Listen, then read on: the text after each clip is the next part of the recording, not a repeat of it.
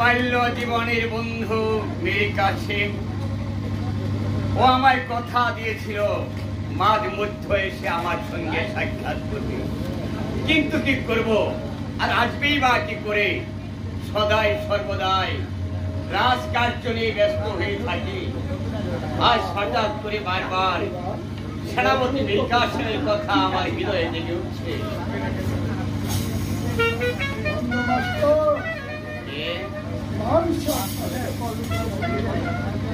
সেনাপতি মীর কাসেম, এই মাত্রই আমি আপনার কথাই ভেবেছিলাম, আর আপনি এই মাত্রই আমার কাছে চলে আসলেন। তা হঠাৎ করে আপনার মুখখানা এত মলিন দেখতে পাচ্ছি।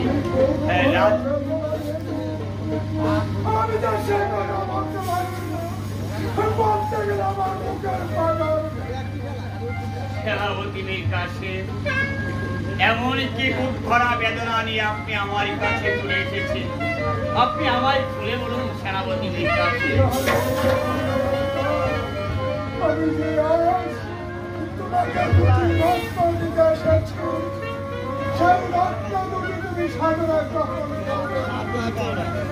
সেনাপতি মীর কাসেম, আমি আপনার কথা কিছুই বুঝতে পারছি না।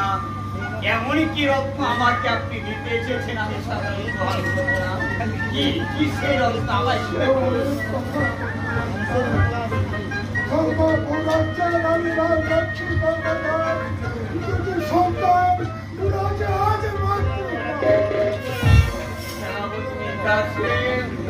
তাহলে কি ধর্ম রানী রাজলক্ষ্মী মৃত্যুবরণ করেছে?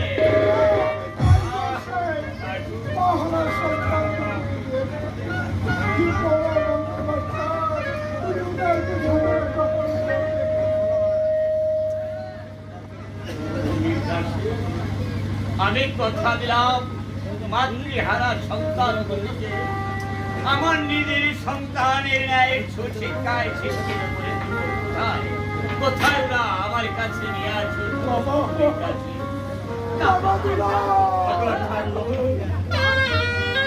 এই পৃথিবীর মুখ থেকে এত ভালো মানুষটাকে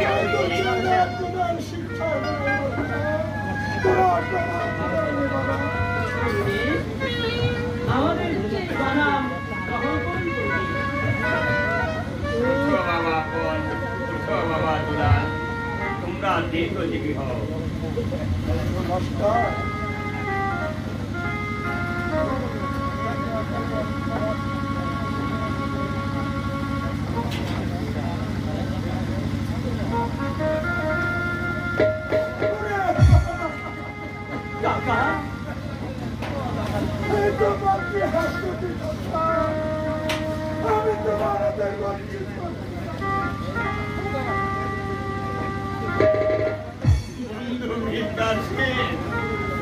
তুমি ভেঙে প্রণাম বন্ধু মীর কাসেম, আমার উপর তুমি বিশ্বাস রাখো।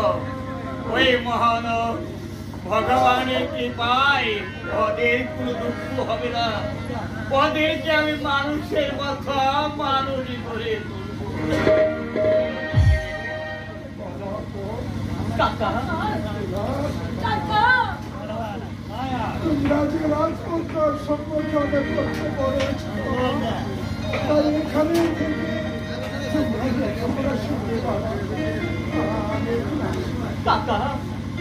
মা আমাদেরকে ছেড়ে চলে গিয়েছে, এখন তুমি আমাদেরকে ছেড়ে চলে যাবে কাকা।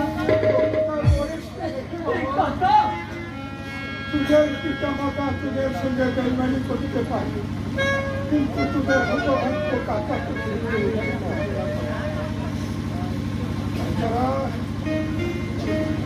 बाबा रवि राजपुत्र तुझे खबर तुझे शिक्षे हुए बाबा ना ना काका ना আমি লেখাপড়া করব না, আমি আপনার সঙ্গে যাব।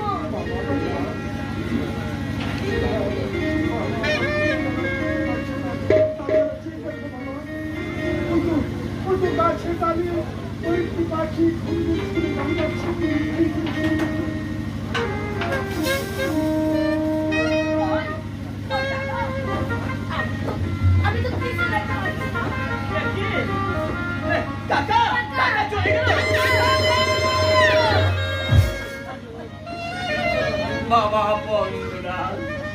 তোমার চাচা চলে গেছে তাতে কি হয়েছে?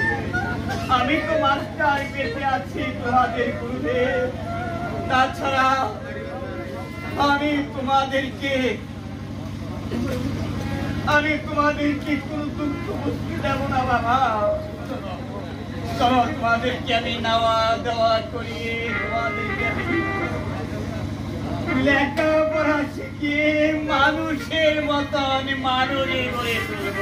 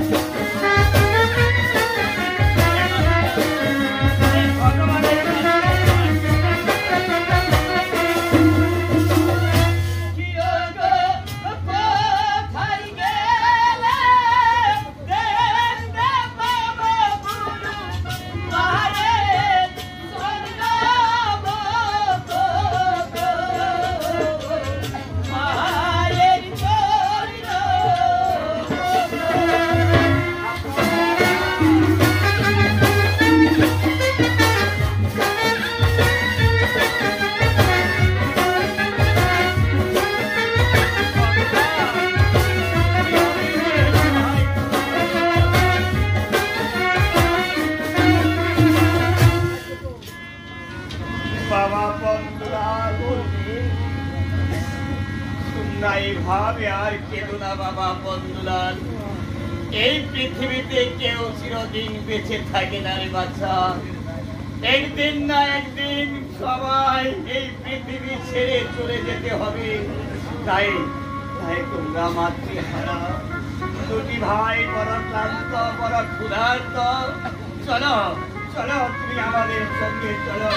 আমি তোমাদেরকে খেতে যাবো বাবা। চলো আমাদেরকে আমি খেতে যাবো।